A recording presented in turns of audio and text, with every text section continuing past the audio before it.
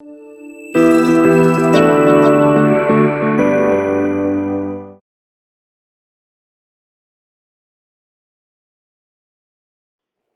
so let's continue from here because much time. So these are some engineering numbers, as I was going to say, and and this is going to be the agenda for today. We are going to talk about tech stack and microservices. Then we're going to talk about sharding. That's how we scale Nubank multiple times. Then we're going to talk about immutable infrastructure. That's how we create and destroy Nubank's infra multiple times. And last but not least, we're going to talk about tooling, engineering tooling and monitoring. So tech stack, when you hear about Nubank's tech stack, you probably already heard about Clojure. So more than 90% of our services are in Clojure. So Clojure is a functional programming language where we can handle immutable data structures and then we can isolate pure functions from side effects. Clojure also is a Lisp family language. That means we can use macros like Lisp and then we can just extend the language. And Clojure runs on JVM. That means we can access Java code and then we can create more abstractions on Java. For database, we use Datomic. Datomic is a database that never forgets a data. So it keeps the track of all the changes. So you can query data from any point of time because the data that you update on this week won't be lost because Datomic keeps a track like a Git history. So Datomic has also multiple storage options because Datomic doesn't do the storage itself. So you can choose between DynamoDB or a SQL database or even Cassandra. At Nubank, we use mostly RDS from AWS and DynamoDB. For async communication, we use Kafka. So with Kafka, you can create topics and then some services can produce messages to these topics and then some services can consume those data. Kafka also handles a huge amount of data, so we can rely on Kafka to do all the async communication on Nubank. And if something goes wrong with the message consumption, we can just replay those messages and ensure that all the messages is always delivered. So, microservices. So the way we decided to put all this tech together was by using the microservices architecture that is pretty famous nowadays. To be more specific, we use something called ports and adapters architecture that with some tweaks to fit our own needs. So let's start with the components. Besides of the ports and the adapters itself, we also have the controllers and the logic. So we dig deep into it to understand exactly how those things work out together. So the first one is the ports. Ports are the externalist component of each microservice at Nubank. Some example for our ports are the Kafka and also the Datomic. So our microservices relies on ports to communicate to the external world and also to interact with our third-party providers or other microservices inside of infrastructure. So the ports are kind of the public relations for our microservices. They are responsible for handling both incoming and outgoing communication. Some examples besides of the Kafka and Datomic, we use also HTTP as a port. The port should have a lot of logic inside it, just we can ensure that we can reuse this code among our microservices base. So inside Nubank, we have something called common libraries, and most part of our parts are maintained in a repository called common Kafka, common Datomic, common HTTP server, common HTTP client, and things like that. So The next part is the adapters. Adapters are the man in the middle in every communication between services or the external providers or third parties. We are able to, with adapters, we are able to parse and translate data coming from the outside world to the internal services format. So, for example, our third party can use something like XML for communication, and we don't want to be parsing it every time we need to access any kind of data. So what we do is to parse it in the adapters and then convert it to a data that is understood by our microservices. So we convert XML to EDN or XML to JSON, for instance. And then we have the controllers. The controllers are the wire for all this thing. So whenever we need to do any kind of mutability, the controller will be responsible for it. So whenever we need to save anything in the database, produce a message, or handle anything related to mutability, we use the controller so we can avoid using the logic to do mutating and things that can lead to impurity. So the controller is the impurest one and does the dirtiest job when it comes to our microservices. They handle all the burden of communicating with external services and also to replying and understanding where a specific request will go to our logic. And finally, the golden one is our logic. Our logic is mainly responsible for handling all the business-aware code. So whenever we want to calculate something that is compound interest or anything related to it, that is our business card, and we want to ensure that it's properly working. We don't want to charge a customer more than which should be. And then with the logic, we are able to unit test up almost everything since it's a pure code, following the patterns as functional programming, like Clojure. And then with unit tests, we are able to test the HAP, the SED, and the edge cases for almost every single piece of code or piece of request that we plan to receive. And then by having all these components all together, we need to have a way to test all of them are communicating together, are internally working. So we use something that is not so normal in the community that is called Postman Tests, referring to the tool that we usually developers use to test HTTP requests in them. But we write them in Clojure, and the naming is not any kind of related with the tool itself. So what we do in this test is test the adapters to the logic and the backwards as usual. So we fake the parts so we don't have to handle the networking thing, the partition, and needing to bootstrap a Datomic or a Kafka cluster. So that's why you can see a fake image on top of the Kafka and Datomic logo.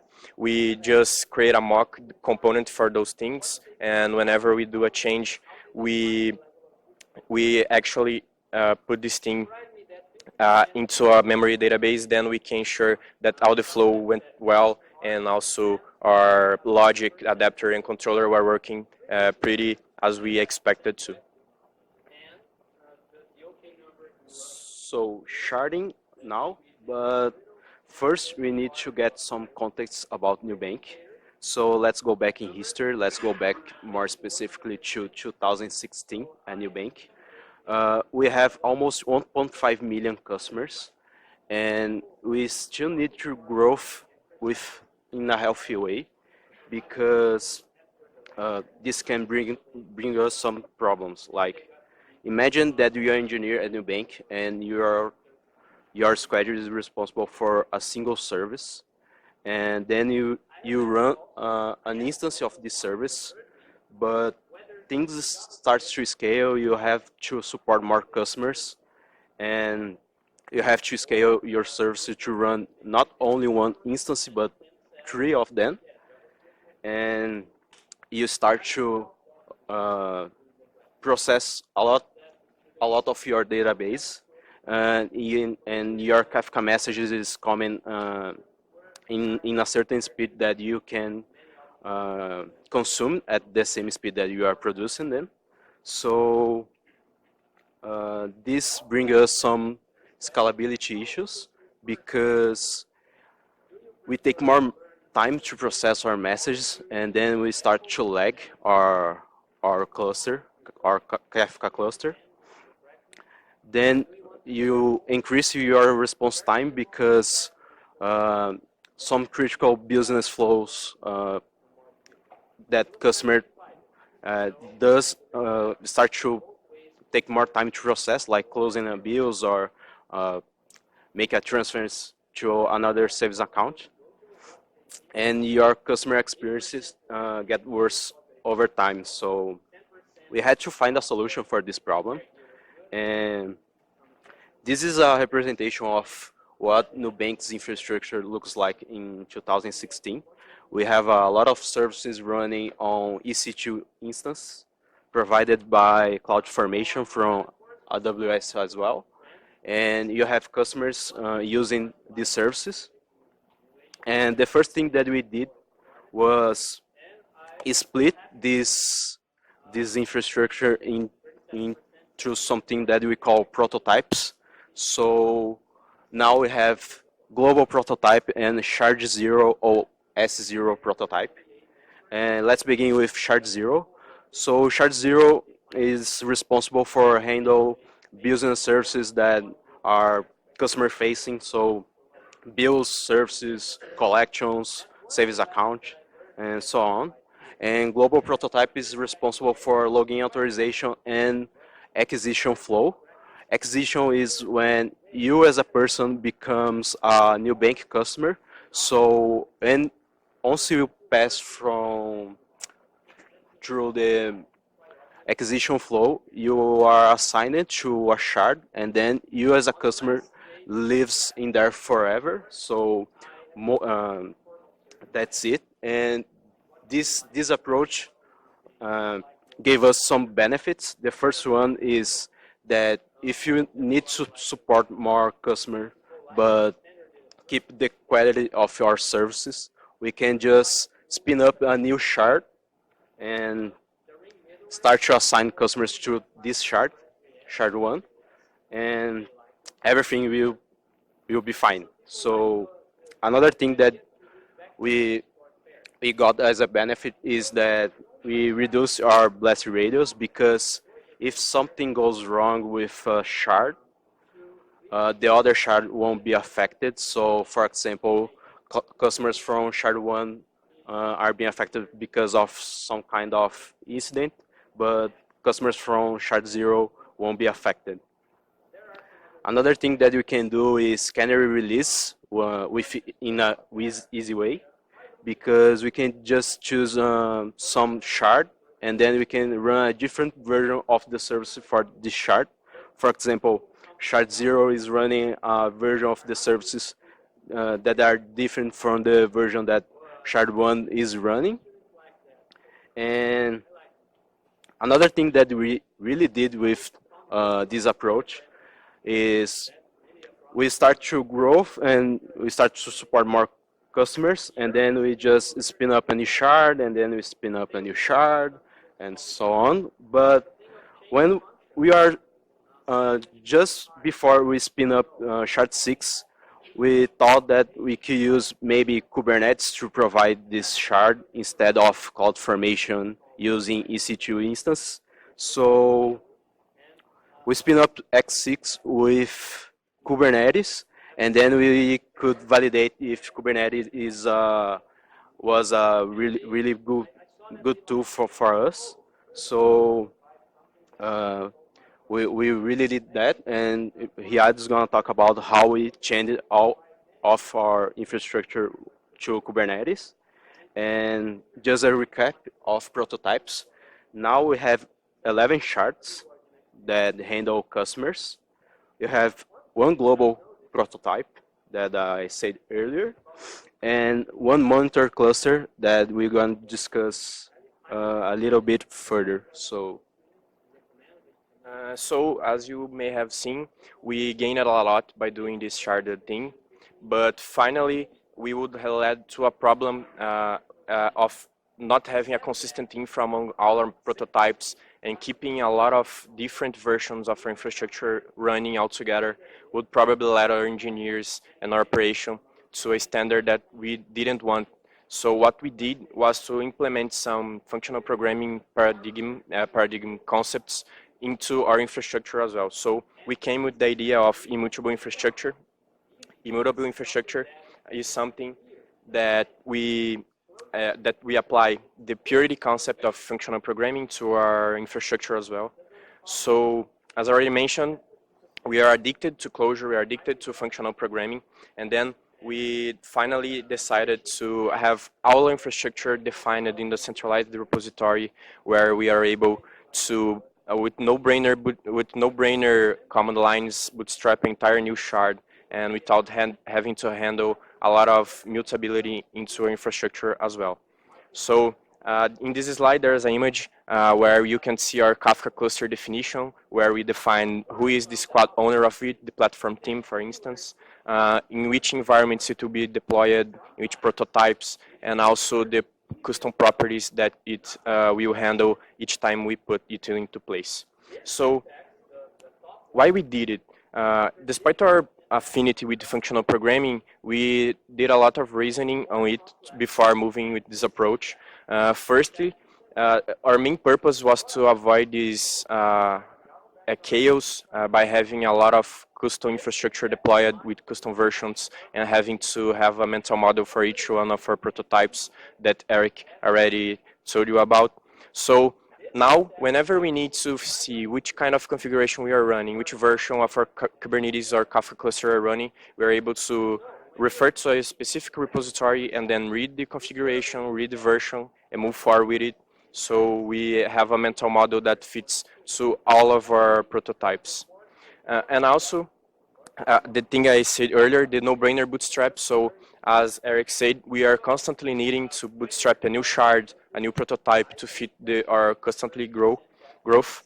So just by using our internal tooling, we are able to provisionate a new shard, a new prototype in a matter of few days, and not as earlier a few weeks or things like that.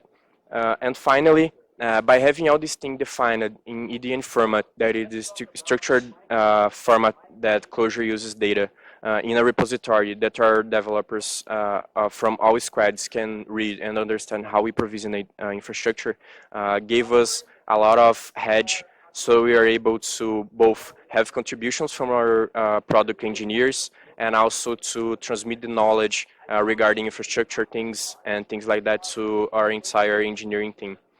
So despite of those things, we also gained things like having the ability to do Bluegreen deployments in our entire infrastructure. So we are pretty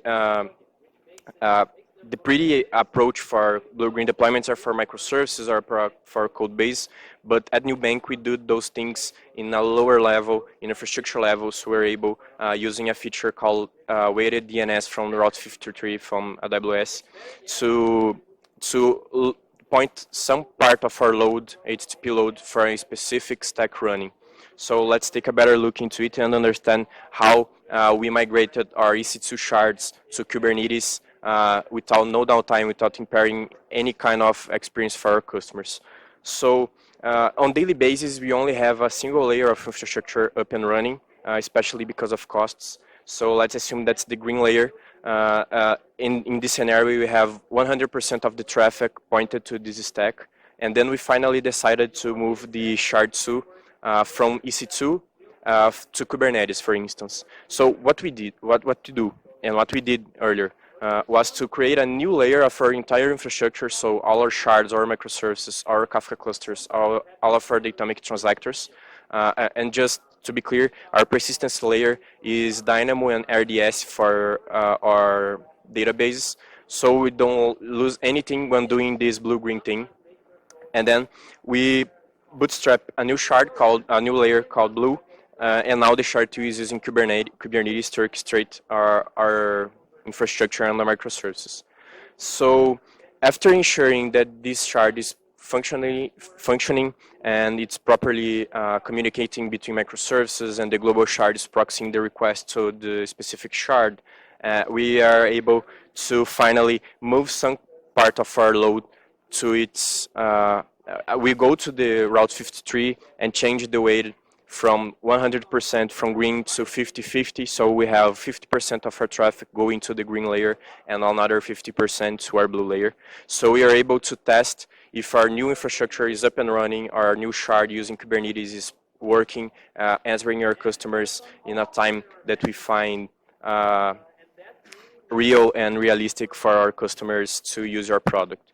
So, but let's think if anything goes wrong, we need to have an easy way to go back and without having the pressure of having our 50% of our customer base having downtime, having a better experience, we are able to move from 50-50 scenario to 100% green again.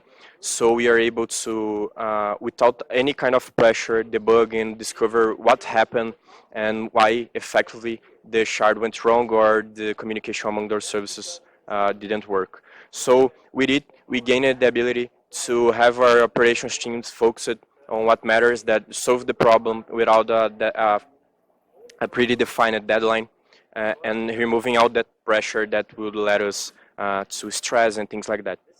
So when we finally solve the problem, we are able to come to a scenario where the 50-50 is done again and ensure that everything is all right. In this scenario, if everything goes right, we're able to point 100% of our HTTP load to the blue. And then after a few hours, we are able to finally kill the green stack and have just a single one running again. And that is important, especially because whenever we do it, we have a layer empty, so we can do these updates over and over and over without the burden of having to give downtime for clusters, for customers, or anything else. But by having this architecture in place and having this immutable infrastructure thing and a lot of shards, as Eric already mentioned, we have 12 clusters of Kubernetes up and running on our production environment, not considering even our staging and testing environments. So we decided that would be easier for us and for our engineers to have engineering tooling that fits our needs and that fits our needs to grow fastly, and also takes the overhead of having to configure all those things by hand or manually. So the first thing I will talk about is our continuous delivery tool. We chose the GoCD for it. GoCD is a tool mainly maintained by ThoughtWorks nowadays, and it's a GoCD tool that nowadays we use for almost everything in our Kubernetes clusters. So we configured it to be able to customize the pipelines, to also do canary deployments and things like that. So when we decided to use GoCD instead of Jenkins or already other continuous delivery tools, we realized that only by having GoCD with its bootstrap properties wouldn't fit our needs to, for example, do canary releases using one of our shards. So whenever a product team wants to deploy a new version, we do it initially into a single shard before moving it forward to our customers. So if we, even with all the care, we are sometimes things go wrong. So we are able to do it's in a single customer shard and then not impairing all our customer base. And another tool that we use and that we developed internally is Nimbus. Nimbus is a tool written in Clojure. It's a monorepository where all of things that we use to interact with our infrastructure is used, is located. So our API abstractions with Kubernetes, our API abstractions with CloudFormation and AWS are located into this repository. And we love Clojure, so we're reading all this stuff in Clojure. And what we gained again is the developer-friendly feature. So our engineering teams from product teams that are mostly familiar and on daily basis they work writing Clojure software, they are also able to understand how infrastructure is provisioned just by looking into this repository. And finally, the new CLI, which is our bash tool. Our company has a bash tool, and Nubank as well. So we have this bash tool specifically for doing fast interactions with our services, with our clusters. So we are able to communicate with more than 12 clusters of Kubernetes in an easy, without having the burden of configuring manually all this stuff like context, authentication, and things like that. So inside this new CLI, we have something that we call new Kubernetes. That is a command line as ping or as netcat or anything like that. That what this command does for us? It authenticates with the cluster, chooses the right context based on the specification of the prototype, the service, and the environment we want to target or get pods commands in this case, for example. So by having a lot of Kubernetes clusters, we have the ability to fine-grain decide how each cluster will run. But by having this amount of different clusters would probably let our engineers on daily activity with the cluster or daily interactions to a scenario where configuring the kubeconfig each day for different clusters and doing things in batch would be terrible. So by having this tool, we enable our engineers to effectively do troubleshooting, get logs and things like that without having any kind of overhead of configuring their local repositories and things like that just by using this tool we put in place. So Eric, you now talk about monitoring. That's another part of our engineering tooling. So monitor, a lot of things that we talked today won't make sense if we don't have a monitor platform where we can rely on and ensure that everything is okay. Or even if something goes wrong, we can be alert about the problems. So our main tool for monitoring stuff is Prometheus. Prometheus is an open source project. And how Prometheus works? Prometheus works on a pool-based model for metrics. That means Prometheus goes to the service and retrieve those metrics instead of the services sending metrics to Prometheus. So all these services are exporting metrics about HTTP or Kafka lag or Datomic, and then Prometheus can retrieve these metrics and it stores it on a time series database. So you can just access Prometheus and you can query data and then create some alerts, and that's how Prometheus works. So how it fits with our infrastructure. So this, again, representation of Nubanks infrastructure. We have all these shards running on Kubernetes, and then we run a couple of Prometheus for each one of them, so we can ensure high availability if some Prometheus fails. So for each one of these shards we have a Prometheus, but there is a problem because if you have to access a Prometheus for each shard, it's not a really good idea because you have to just query Prometheus from shard 1 and then for shard 5. And we have another tool that helps us with that. It's Thanos.